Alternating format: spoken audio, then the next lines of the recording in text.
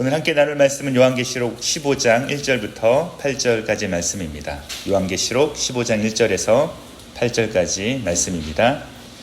이 말씀 함께 교독하도록 하겠습니다. 제가 먼저 읽도록 하겠습니다. 또 하늘에 크고 이상한 다른 이적을 보매 일곱 천사가 일곱 재앙을 가졌으니 곧 마지막 재앙이라 하나님의 진노가 이것으로 마치리로다.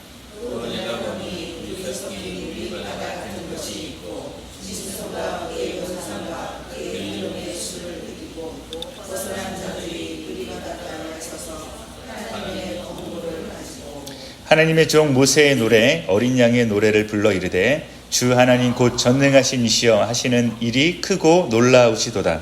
만국의 왕이시여 주의 길이 의롭고 참되시도다.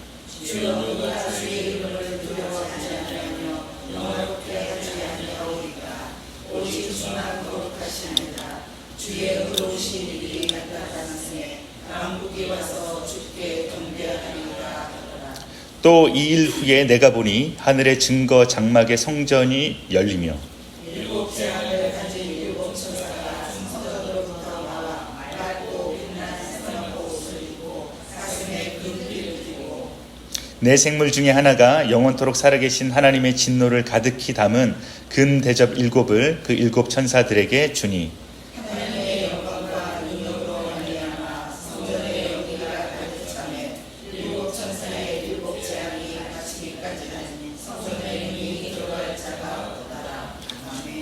아멘. 비가 계속 많이 오는 시기인 것 같습니다. 오늘도 오는 길에 비가 많이 와서 조심조심해서 왔는데 또 마치시고 돌아가시는 길에도 또 안전하게 또 귀가하시길 바랍니다.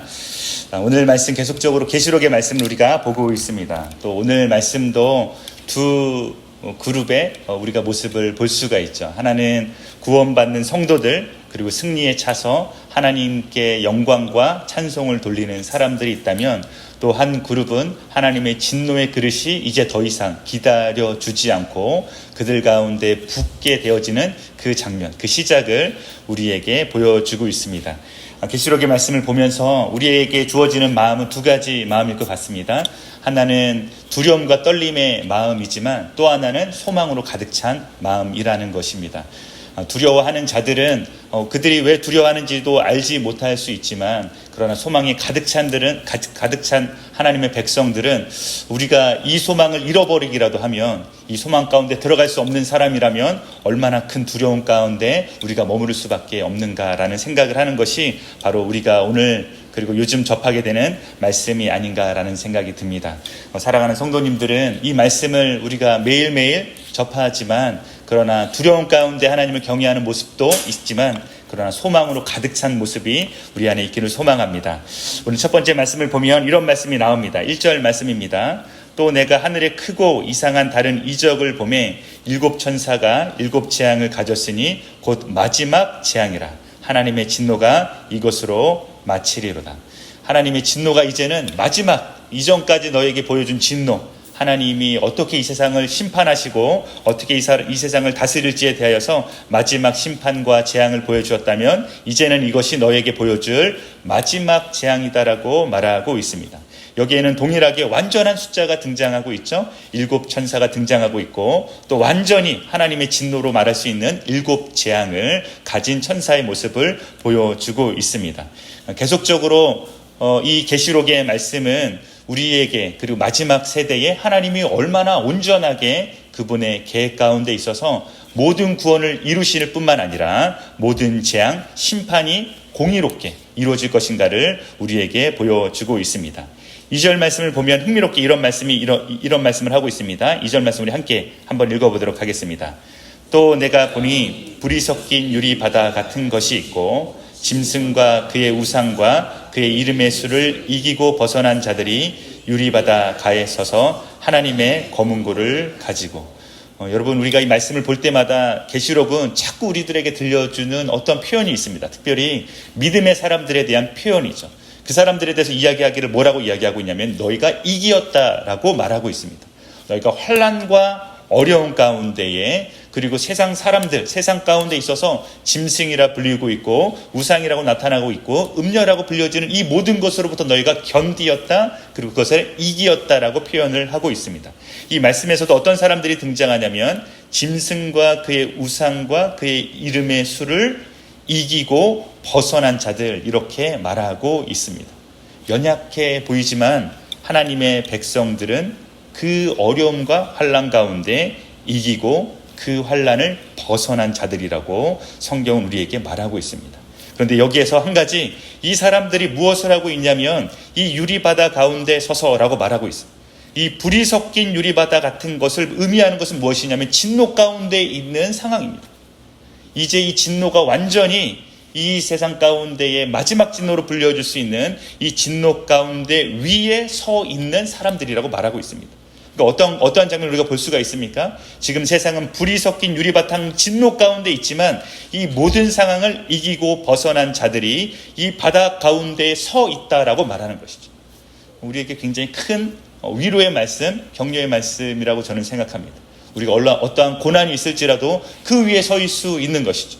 그것이 우리를 덮치거나 우리를 삼켜버리는 것이 아니라 오히려 그 위에 서 있어서 그 위에서 그 뒤에 뭐라고 말하고 있냐면 하나님의 검은고를 가지고 있다라고 말하고 있습니다.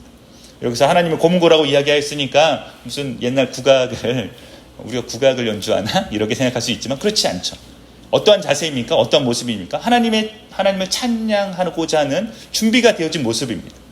결국에 이긴 사람들이 무엇을 하고 있냐면 이긴 자들이 하나님을 찬양하고 하나님을 기뻐할 준비가 되어져 있는 사람의 모습이라고 볼 수가 있을 것입니다. 그런데 3, 4절 말씀, 이제 이러한 말씀이 나옵니다. 3, 4절 말씀도 우리가 같이 한번 읽어보도록 하겠습니다. 하나님의 종 모세의 노래, 어린 양의 노래를 불러 이르되 주 하나님 곧 전능하신 이시여 하시는 일이 크고 놀라우시도다. 만국의 왕이시여 주의 길이 의롭고 참되시도다. 주여 누가 주의 이름을 두려워하지 아니하며 영화롭게 하지 아니하오리까. 주는 홀로 거룩하시니이다. 주의 의로우신 일이 나타났음에 만국에 와서 주께 경배하리이다. 여기서 검은고를 가지고 이 이긴 자들이, 하나님의 백성들이, 그리고 구원받을 자들이 두 가지 노래를 부른다라고 이야기하고 있습니다. 첫 번째는 어떤 노래입니까? 하나님의 종 모세의 노래입니다. 두 번째는 바로 어린 양의 노래입니다. 여러분, 이 두 가지의 사건은 각각 구약에서 나타난 이야기와 신약에서 나타난 이야기입니다. 이 두 가지가 이야기할 때 하나님의 종 모세의 노래는 어떠한 노래이겠습니까? 우리가 머릿속으로 상상할 수 있는 것은 히브리인들이 이 애굽의 바로의 노예로 살아갔을 때에 수백 년 동안 이것에서 벗어나서 출애굽하면서 하나님이 어떠한 분이신가를 나타내고 보여주었습니다. 그런데 이것이 굉장히 큰 모세의 노래일 수 있는데 그 중에서 하나 기억할 수 있는 것은 무엇이냐면 모세가 이것으로 말미암아서 무엇이 시작이 되었냐면 하나님의 말씀, 율법, 약속을 모세가 들고 오게 되어지죠. 그리고 사람들에게 선포하게 되어집니다. 다시 말하면 이것은 무슨 말이냐면 하나님의 나라는 어떠한 사람들이 머무르며 그 나라에 머무르는 사람들은 어떠한 법을 지키고 그 나라에 머무르는 사람은 그 법을 지킴으로 말미암아서 하나님과 그들의 관계가 어떠해질 수 있는가를 보여주는 것이 바로 모세 당시에 시작되었던 모습이었습니다. 그러니까 모세의 노래는 어떠한 노래겠습니까? 하나님의 백성으로 의롭게 된 자들이 하나님 앞에 나아가서 노예 생활을 벗어나고 이제는 하나님이 약속하신 그 땅에서 그 법을 가지고 그 율법 가운데서 하나님의 백성으로 온전하게 사는 그 모습을 드러낸 그 노래로 하나님께 나아가는 노래일 것입니다. 왜 이렇게 노래라고 말할 수 있냐면 뒤에는 어린 양의 노래라고 이야기를 하고 있죠. 어린 양은 바로 예수 그리스도를 말하는 것을 우리가 볼 수가 있습니다. 예수님께서 다시 오셨을 때에 어떠한 것을 우리에게 보여주고 있습니까? 예수님께서 우리에게 오셨을 때 다시 예수님께서 말씀하십니다.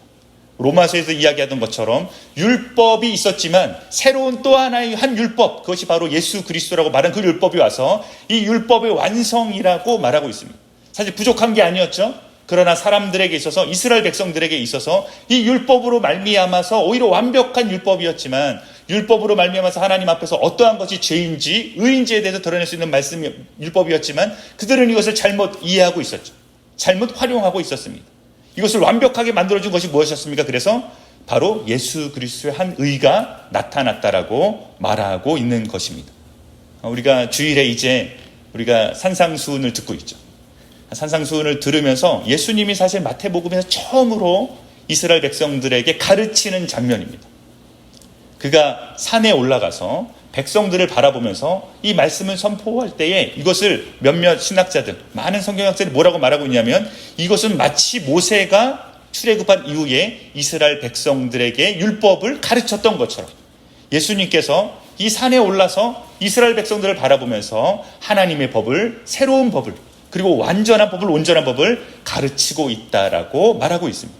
예수님이 이 땅 가운데 오셔서 어떻게 하셨습니까? 또 하나의 율법, 그러나 이전과 같지 않은 율법, 또 하나의 우리가 의롭게 되어지는 법을 우리에게 주어진 것입니다.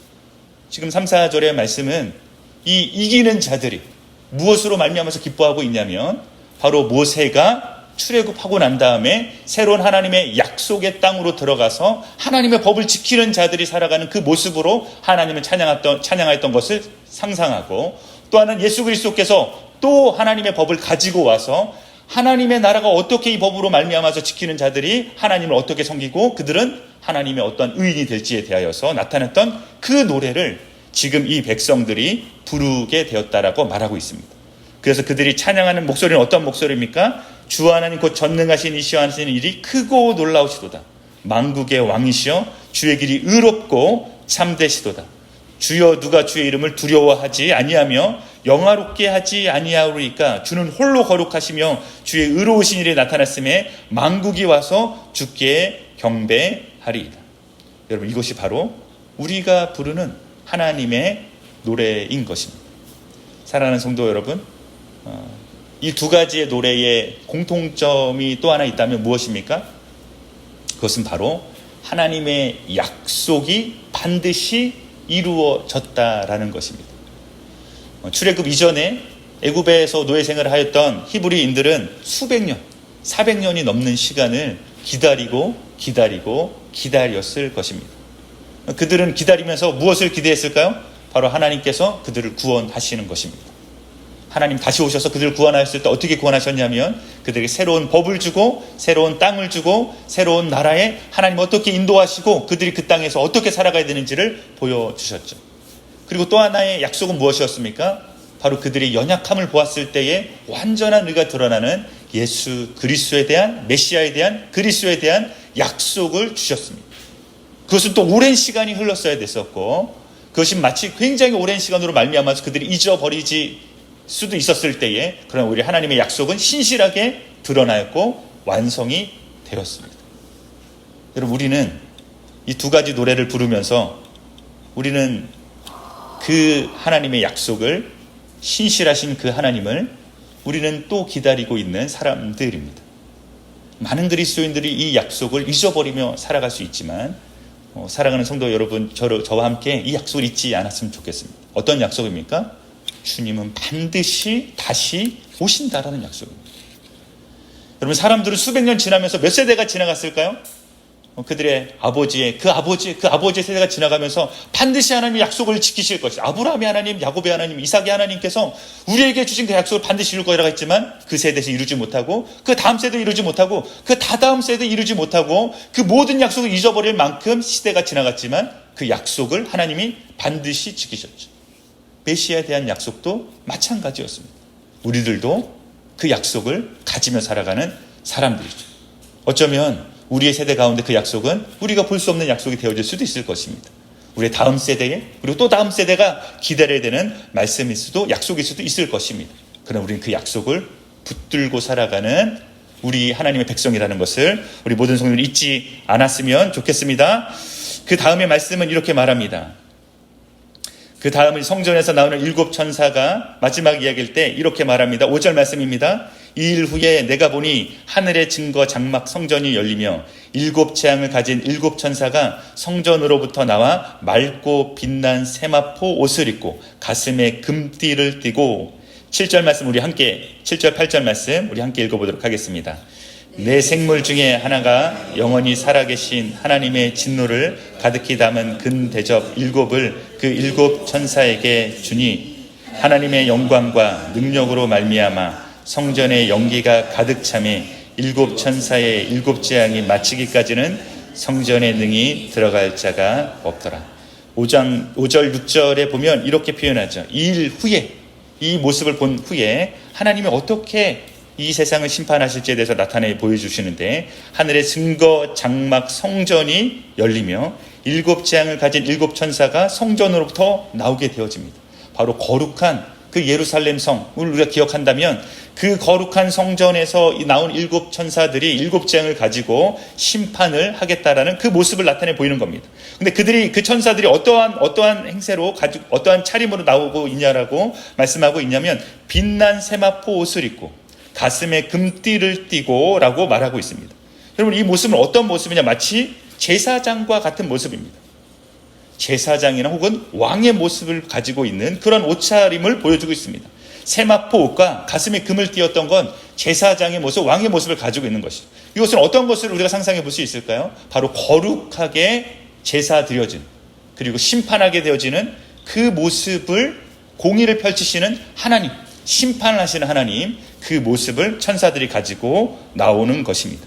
바로 하나님의 공의로운 심판을 집행하는 자들이 바로 마지막 때에 우리에게 보여줄 것이라고 말하는 것이죠. 그리고 그들에게 주어진 것은 무엇입니까? 이렇게 표현하고 있습니다. 하나님의 진노를 가득히 담은 금대접 7을 라고 이야기하고 있습니다.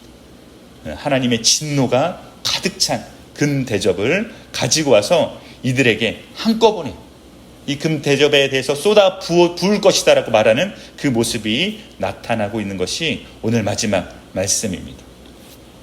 사랑하는 성도 여러분, 우리가 하나님의 백성으로서 이 거룩한 하나님을 찬양한 한 사람으로 이 재앙 가운데 우리는 발을 디딛고 일어서겠지만, 그렇지 않은 자들에 대한 약속은 무엇입니까? 바로 하나님의 진노하심이 멈추지 않고 이들에게 쏟아 부어질 것이라고 말합니다. 때로는 사람들이 이야기할 때에 이 심판에 대해서 잘못 이해하거나 혹은 굉장히 소극적으로 해석하는 사람들도 있습니다. 그러나 계시록의 말씀을 보면 결코 그렇지 않죠. 하나님의 진노가 가득 찼다라고 말하고 있습니다. 하나님의 진노가 가득 찰 때 우리가 잘 아는 말씀이 있습니다. 하나님이 노하기를 더디하신다라고 말씀하십니다. 그 말의 의미는 내가 느리게 하고 참을 수 있지만 그러나 끝은 있다라고 말하는 것입니다. 끝까지 내가 너를 용서해 줄게, 그것이 아니라 언젠가는 진노가 가득 차서 부어지는 그 순간이 있다라고 하나님은 말씀하고 있다라는 것입니다.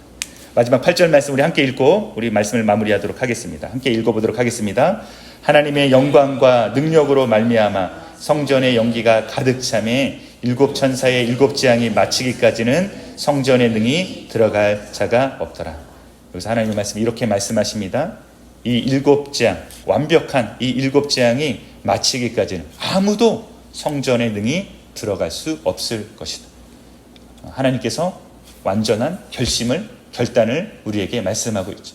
하나님은 반드시 심판할 것이고 그것이 마치기까지는 아무도 이 성전에 들어올 수 없다라고 말하고 있습니다.